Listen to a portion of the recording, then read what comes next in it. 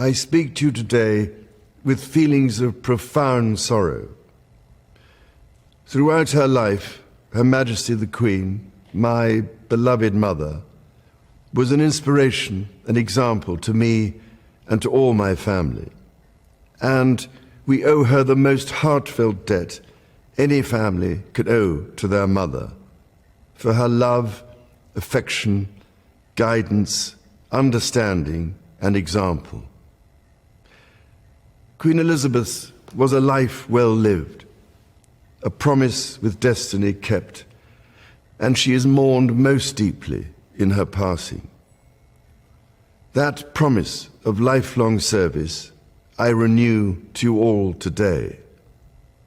Alongside the personal grief that all my family are feeling, we also share with so many of you in the United Kingdom, in all the countries where the Queen was head of state, in the Commonwealth and across the world, a deep sense of gratitude for the more than 70 years in which my mother, as Queen, served the people of so many nations. In 1947, on her 21st birthday, she pledged in a broadcast from Cape Town to the Commonwealth to devote her life, whether it be short or long, to the service of her peoples. That was more than a promise. It was a profound personal commitment which defined her whole life.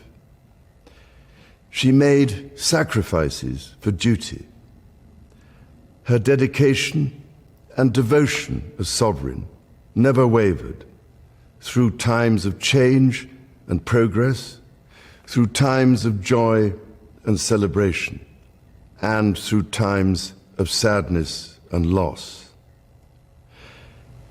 In her life of service, we saw that abiding love of tradition, together with that fearless embrace of progress, which makes us great as nations. The affection, admiration, and respect she inspired became the hallmark of her reign. And as every member of my family can testify, she combined these qualities with warmth, humor, and an unerring ability always to see the best in people. I pay tribute to my mother's memory, and I honor her life of service.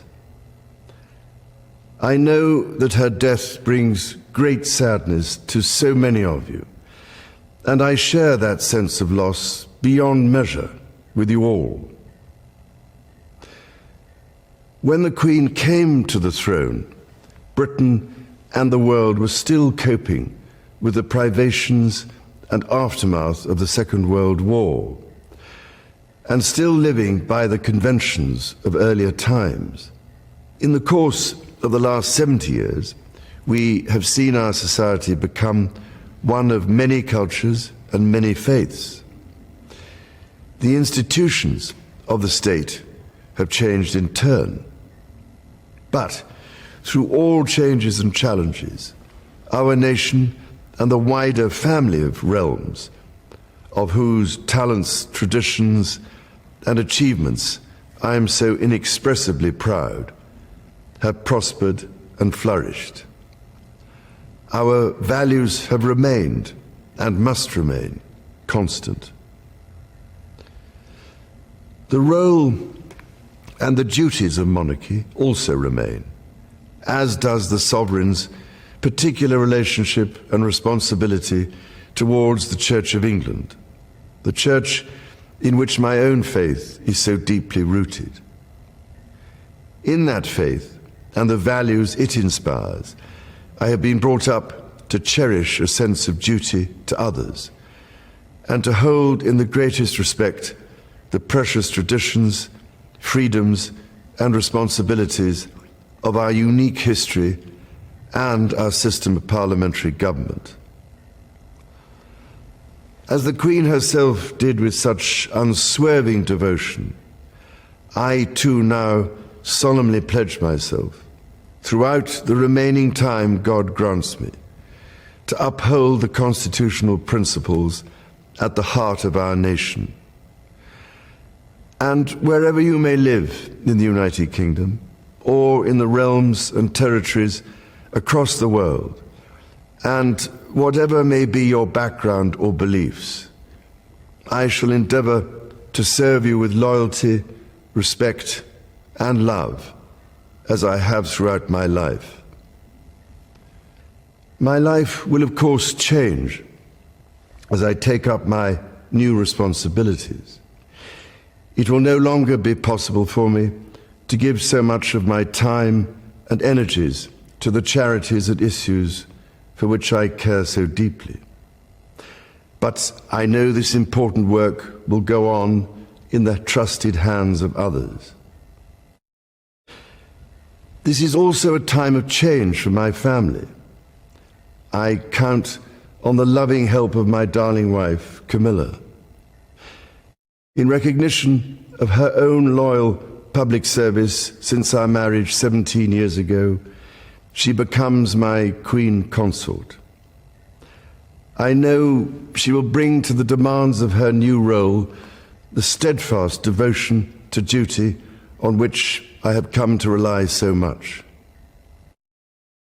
As my heir, William now assumes the Scottish titles which have meant so much to me.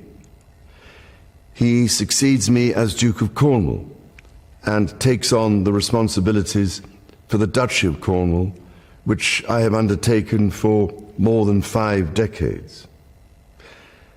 Today, I am proud to create him Prince of Wales, Tywysog Cymru, the country whose title I have been so greatly privileged to bear during so much of my life and duty. With Catherine beside him, our new Prince and Princess of Wales will, I know, continue to inspire and lead our national conversations, helping to bring the marginal to the centre ground, where vital help can be given. I want also to express my love for Harry and Meghan as they continue to build their lives overseas.